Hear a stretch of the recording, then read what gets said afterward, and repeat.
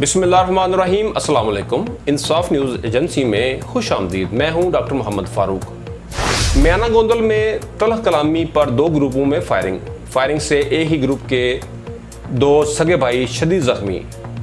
खबर शामिल करते हैं मंडी बहाउद्दीन से, जहां से हमें रिपोर्ट किया है अनायतुल्लाह क्लेयर ने।